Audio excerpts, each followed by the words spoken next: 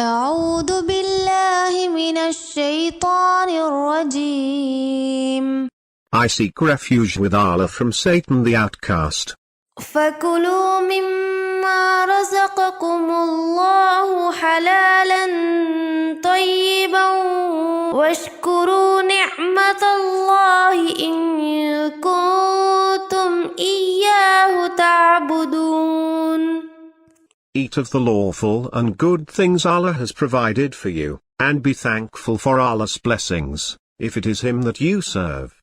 إنما حرم عليكم الميتة والدم ولحم الخنزير وما أهل لغير الله به فمن اضطر غير باغ ولا عاد فإن الله غفور رحيم.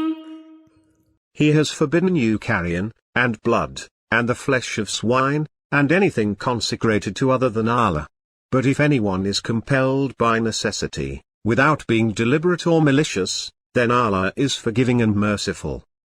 ولا تقولوا لما تصف ألسنتكم الكذب هذا حلال وهذا حرام لتفتروا على الله الكذب إن الذين يفترون على الله الكذب لا يفلحون. And do not say falsehood asserted by your tongues, this is lawful, and this is unlawful, in order to invent lies and attribute them to Allah. Those who invent lies and attribute them to Allah will not succeed. متاع قليل ولهم عذاب أليم. A brief enjoyment, then they will have a painful punishment.